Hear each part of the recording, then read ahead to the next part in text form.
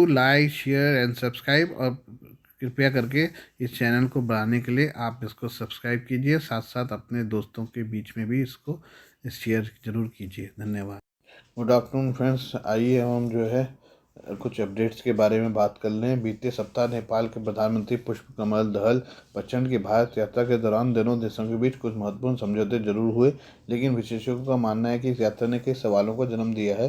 प्रचंड के साथ साझा संवाददाता सम्मेलन में भारतीय प्रधानमंत्री नरेंद्र मोदी ने कहा कि वो 10 सालों में नेपाल से 10,000 मेगावाट बिजली खरीदने के लिए समझौते पर हस्ताक्षर करने पर सहमत हुए हैं। उन्होंने अपने संबोधन में इस बात का भी जिक्र किया था कि दोनों देश आपसी रिश्ते को हिमालय जैसी ऊंचाई देने के लिए काम करेंगे और उसी भावना के आधार में दोनों के बीच चल रही सीमा समस्या का भी समाधान करेंगे। नेपाल के कई वरिष्ठ सरकारी अधिकारी इस यात्रा को उपलब्धि करार दे रहे हैं, क्योंकि इस दौरान दोनों देशों के बीच कई महत्वपूर्ण समझौते हुए हैं। प्रचंड ने कहा कि उनकी यात्रा ने नेपाल भारत संबंधों को भविष्य के लिए एक स्पष्ट दिशा दी है। कहा कि सीमा समस्या को हल करने सहित कई मुद्दों पर इस दौरान महत्वपूर्ण समझ बनी है। सीमा विवाद पर सवाल, पीएम प्रचंड के दौरे से नेपाल को क्या हासिल हुआ? पीएम लेकिन विपक्षी नेता यह सवाल उठा रहे हैं कि प्रचंड के दौरे के दौरान नेपाल ने अपने नक्शे में मौजूद काला पानी लिपुलेख लिम्पुधुरा इलाकों के लिए जमीन अदला बदली करने का विकल्प पेश किया है। प्रधानमंत्री प्रचंड ने भारत में नेपाली संवाददाता के साथ अपने साक्षात्कार में सीमा समस्या सुलझाने के लिए जमीन अदला बदली को भी एक विकल्प के रूप में प्रस्तुत किया था। मगर सोमवार को प्रधानमंत्री प्रचंड ने प्रतिनिधि सभा में इस बारे में बात की और कहा कि उन्होंने नेपाल के कुछ जानकारों द्वारा उठाए गए कुछ मुद्दों पर चर्चा की है, लेकिन नेपाल की ज़मीन की अदला बदली का विकल्प पेश नहीं किया है। प्रचंड ने प्रतिनिधि सभा में कहा कि बांग्लादेश मॉडल मेरा नहीं है। इस मुद्दे को उठाने वाले नेता प्रतिपक्ष के करीबी एक जानकार ने मुझे यह बताया है। मुख्य बात है सीमा समस्या का समाधान करना।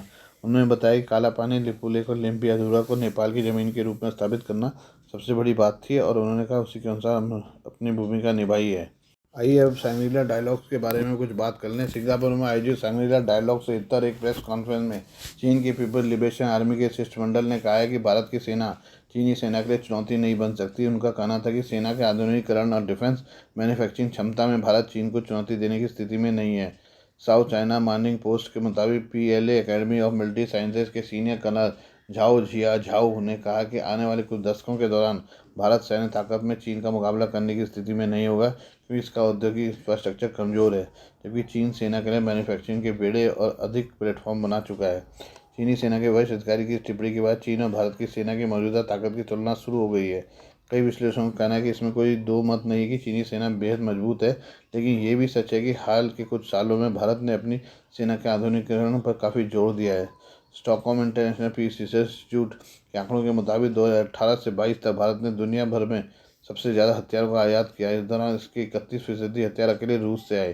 पीएलए नेशनल डिफेंस यूनिवर्सिटी के एसोसिएट प्रोफेसर और सांग्रीला डायलॉग में हिस्सा लेने आए वरिष्ठ कर्नल झांग ली भी इस बात को मानते हैं। उन्होंने साउथ चाइना मॉर्निंग पोस्ट से कहा कि भारत खुद को सुपर पावर बनाने के लिए सेना को मजबूत करने में कोई कसर नहीं छोड़ रहा है।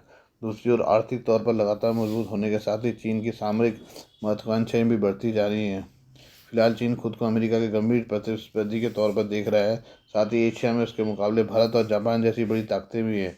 इंडो पैसिफिक से लेकर दक्षिण चीन सागर तक चीन और उसके प्रतिस्पर्धियों के बीच कई मोर्चे खुले हुए हैं। इसलिए चीन लगातार अपनी सैन्य क्षमताओं को मजबूत करने में लगा है। इस साल मार्च में चीनी संसद का वार्षिक सत्र शुरू होने से पहले चीन के प्रधानमंत्री ली कोचियांग ने ऐलान किया था कि उनका देश 2023 में सेना पर $225 अरब खर्च करेगा, जो पिछले साल की तुलना में 7.2% अधिक है।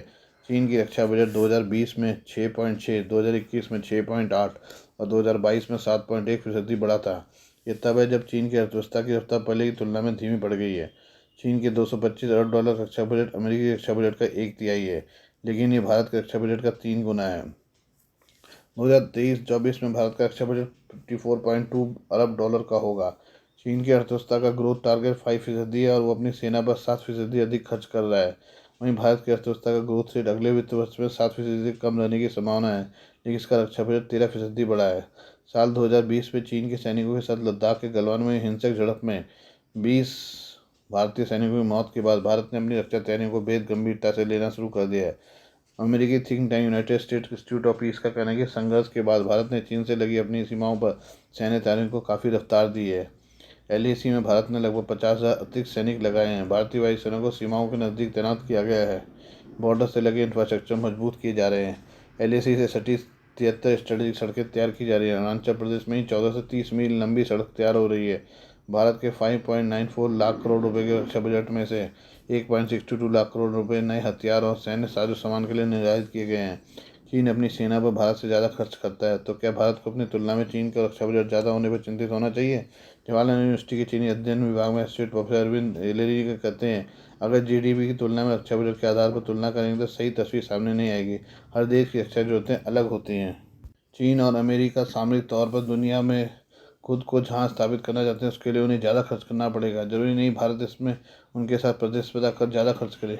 सांगरीला डायलॉग में चीनी सेना के अधिकारियों ने भारत की सैन्य क्षमताओं पर जो सवाल उठाए, उनमें कितना दम है। येलेरी कहते हैं, भारत रक्षा उत्पादन में अब डाइवर्सिफाई कर रहा है। भारत रूस, फ्रांस, अमेरिका और इसराइल से हथियार खरीदता रहता है, लेकिन अब वह हथियार और सैन्य साज सामान की मैन्युफैक्चरिंग में आत्मनिर्भरता की ओर बढ़ रहा है। रक्षा क्षेत्र में प्राइवेट कंपनियां आ रही हैं। भले ही ये खर्च रक्षा बजट में न दिखे, लेकिन हथियारों और सैन्य साजो सामान पर खर्च बढ़ रहा है। चीन अपनी सैन्य तैयारी को लेकर काफ़ी आक्रामक है। क्या भारत को इससे चिंतित होना चाहिए? ये कहते हैं, भारत की अपनी रक्षा जरूरतें हैं, अब उन्हीं को देखकर ये काम कर रहा है। वहीं चीन की महत्वाकांक्षाएं काफ़ी बड़ी हैं। वह हिंद महासागर, इंडो पैसिफिक से लेकर दक्षिण चीन सागर तक, यानी अलग अलग जाकर बंदरगाह बनाने जाने से लेकर कई तक इंफ्रास्ट्रक्चर खड़ा कर रहा है, जिससे उसका खर्च बढ़ रहा है। लेडी का कहना है कि सैन्य मामलों में भारत चीन की तुलना में ज़्यादा जिम्मेदार और विश्वसनीय देश रहा है। इसलिए भारत का रक्षा बजट कम है तो इसका मतलब ये नहीं कि वो रक्षा तैयारियों पर जोर नहीं दे रहा है। पिछले कुछ सालों में भारत ने सैन्य तैयारियों पर ज़्यादा अच्छा काम किया है।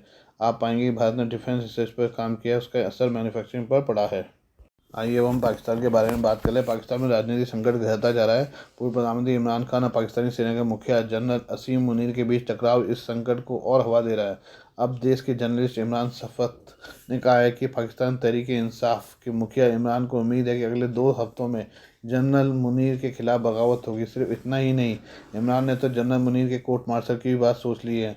9 मई को ही हिंसा के बाद अपने ब्लॉग में इमरान सफ़कत ने यह बात कही है। इमरान ने ब्लॉग में लिखा है कि पूर्व पीएम के करीबियों ने उन्हें इस बात का भरोसा दिलाया है। हालांकि ब्लॉग में इमरान ने 9 मई की घटनाओं पर टिप्पणी की है।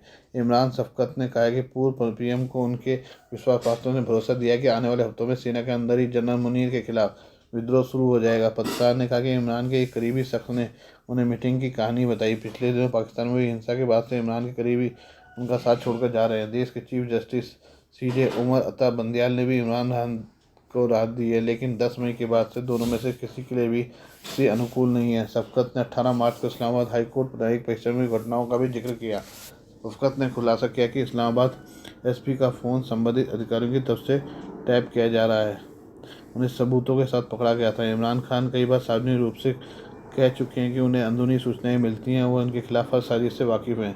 हालांकि 9 मई को जब सभी लोग एक दूसरे संपर्क में थे और बाहर जो कुछ हो रहा था उससे ये लोग बेपरवाह थे। जो लोग खान को फ़ोन करने की सुविधा दे रहे थे और जो उन्हें मर्सिडीज में कोर्ट में बुला रहे थे, उन्हें किसी ने भरोसा दिया था कि किस तरह इमरान खान को रिहा कर दिया जाएगा। अगर वह सड़कों पर निकलेंगे तो एक बड़ी क्रांति आएगी और क्रांति में जन्म असीम मुनीर को उखाड़ फेंका जाएगा। इमरान सफ़कत के मुताबिक सीजे बंदियाल के पास आखिरी दाव था, उन्होंने अपनी चाल भी चल दी है। आइए अब अमेरिका के विदेश मंत्री एंटनी ब्लिंकन और सऊदी अरब के बारे में बात कर लें। अमेरिका के विदेश मंत्री एंटनी ब्लिंकन ने बुधवार को सऊदी अरब के शहजादे मोहम्मद बिन सलमान से मुलाकात की। अमेरिका और सऊदी अरब के संबंधों में कई मुद्दों को लेकर व्याप्त तनाव के बीच ब्लिंकन मंगलवार को सऊदी अरब पहुंचे। विदेश मंत्री बनने के बाद सऊदी अरब की यह उनकी दूसरी यात्रा है। अमेरिका के विदेश मंत्रालय के अनुसार ब्लिंकन और शहजादे एमबीएस ने बुधवार सुबह मुलाकात की। इस दौरान दोनों नेताओं ने पश्चिम एशिया उससे परे स्थिति, सुरक्षा तथा समृद्धि को आगे बढ़ाने की साझा प्रतिबद्धता व्यक्त की। दोनों नेताओं के बीच इसराइल को लेकर भी बात हुई है। विदेश मंत्रालय के अनुसार विदेश मंत्री ब्लिंकन ने इस बात पर भी जोर दिया कि मानवाधिकारों से जुड़े मुद्दों पर प्रकृति से हमारे द्विपक्षीय संबंध मजबूत हुए हैं। सऊदी अरब ने एक बयान में दोनों नेताओं के बीच मुलाकात की पुष्टि की है, हालांकि बैठक के संबंध में कोई विस्तृत जानकारी नहीं दी है। शहजादे मोहम्मद के नेतृत्व में सऊदी अरब अपने हित में फैसले करने या कई मौक़ों पर अमेरिका के रुख को नज़रअंदाज करता दिखा है। सऊदी अरब के वैश्विक बाजारों में कच्चे तेल की आपूर्ति करने, ओपेक प्लस में रूस के साथ साझेदारी करने की इच्छा रखने और चीन की मदद से ईरान के साथ तनाव कम करने को लेकर बार बार अमेरिका के राष्ट्रपति जो बाइडेन के साथ उसका टकराव रहा है। पिछले साल जून में ही अमेरिकी राष्ट्रपति जो बाइडेन ने भी सऊदी अरब की यात्रा की थी। बाइडेन ने वाशिंगटन पोस्ट के पत्रकार जमाल खशोगी की 2018 में हत्या को लेकर सऊदी अरब के खिलाफ कड़ा रुख अख्तियार किया था।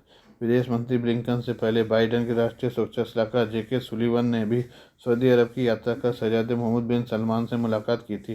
ब्लिंकन और एमबीएस ने सऊदी अरब द्वारा इसराइल के साथ संबंधों को सामान्य करने की संभावना पर भी चर्चा की है। एक अमेरिकी अधिकारी की माने तो दोनों आगे बढ़ने वाले मामले पर बातचीत जारी रखने पर चर्चा पर सहमत हुए हैं। सऊदी अरब ने मीटिंग के बारे में स्वीकार किया, लेकिन कोई भी जानकारी देने से इनकार कर दिया।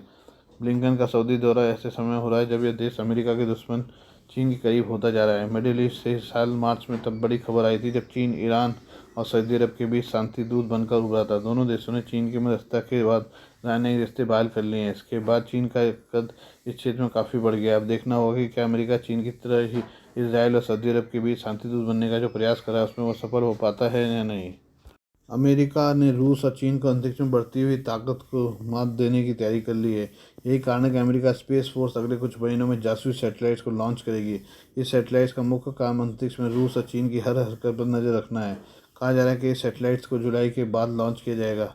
इससे पहले उत्तर कोरिया की ओर से जासूसी सैटेलाइट की लॉन्चिंग में अमेरिका ने उसकी कड़ी आलोचना की थी। अमेरिका की राष्ट्रीय सुरक्षा परिषद प्रवक्ता एडम हॉन्ग ने कहा था कि वाशिंगटन उत्तर कोरिया की ओर से जासूसी उपग्रह प्रक्षेपण की कड़ी निंदा करता है, क्योंकि उसने प्रतिबंधित बैलिस्टिक मिसाइल तकनीक का प्रयोग किया, तनाव बढ़ाया और क्षेत्र व अन्य जगहों पर सुरक्षा व्यवस्था को अस्थिर करने का खतरा पैदा किया। हालांकि उत्तर कोरिया के शासक किम जोंग उन की बहन ने अमेरिका पर इस टिप्पणी को पलटवार किया था, उस पर गैंगस्टर जैसा पाखंड करने का आरोप लगाया था। वहीं कुछ दिन पहले ही ऐसी रिपोर्ट आई थी कि चीन की एक सैटेलाइट ने अंतरिक्ष के अंदर अमेरिकी सैटेलाइट की जासूसी की थी। इससे अमेरिकी रक्षा विभाग में हड़कंप मच गया था। इस घटना के बाद से अंतरिक्ष में चीन और रूस को कड़ी टक्कर देने की तैयारियां शुरू हो गई है। साइलेंट वर्कर नाम से बुलाया जाने वाला सैटेलाइट का नेटवर्क जमीन आधारित सेंसर्स और पृथ्वी की निचली कक्षा में स्थापित उपग्रहों की क्षमता बढ़ाने में अपनी तरह का पहला तंत्र होगा। इस सैटेलाइट को पृथ्वी से लगभग 22,000 मील 35,400 किलोमीटर ऊपर रखा जाएगा और यह उसकी गति से घूमता है जिसे जियोसिंक्रोनस ऑर्बिट रूप में जाना जाता है। बता दें कि जियोसिंक्रोनस ऑर्बिट उपग्रह पृथ्वी से 22,236 मील 35,786 किलोमीटर ऊपर काम करते हैं और उनकी गति पृथ्वी की अपनी धुरी पर घूमने की स्पीड से मेल खाती है। ऐसे में उन्हें पृथ्वी की सतह पर किसी खास बिंदु पर स्थित होकर नजर रखने का मौका मिल जाता है। कम्युनिकेशन अन्य उद्देश्यों के लिए इस कक्षा का काफ़ी उपयोग किया जाता है। दुनिया के अधिकतर देशों की कम्युनिकेशन सैटेलाइट इसी इलाके में मौजूद हैं। स्पेस फोर्स यानी अंतरिक्ष बल राष्ट्रीय टोई कार्यालय एनआरओ के साथ सैटेलाइट लॉन्च करने की तैयारी में लगा है। उनका कहना है कि सैटेलाइट समय पर खतरे का पता लगाने, अंतरिक्ष में वस्तुओं को खोजने और ट्रैक करने की क्षमता प्रदान करेगा। एनआरओ ने जानकारी देते हुए बताया कि साइलेंट वर्कर नाम से बुलाए जाने वाले सैटेलाइट्स को जुलाई के बाद लॉन्च किया जा सकता है। इसके लॉन्च करने की तारीख फेसबुक और ट्विटर पर 30 दिन पहले बताई जाएगी।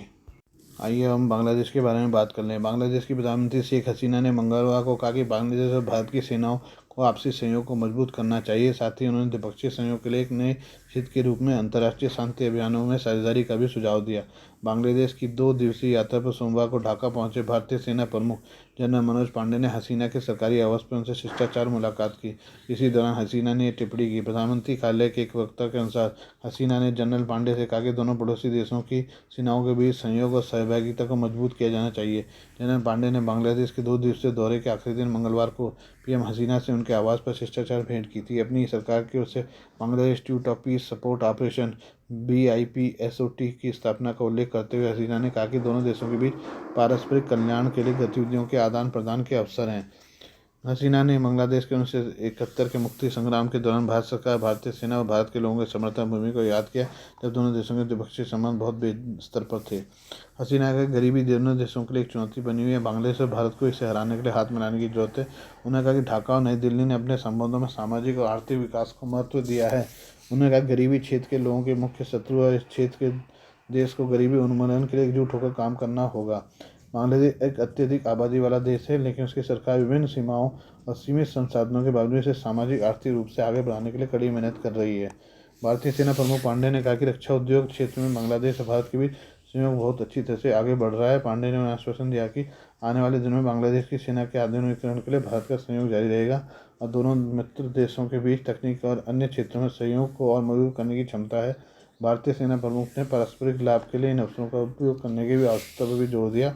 पांडे ने प्रधानमंत्री हसीना को बताया उन्होंने चट्टग्राम स्थित बांग्लादेश सैन्य अकादमी का दौरा किया है, वहाँ की आधुनिक सुविधाओं को देखकर बहुत प्रभावित हुए हैं। आज के लिए बस इतना ही, बाकी मिलते हैं कल आपसे नई खबरों के साथ। धन्यवाद।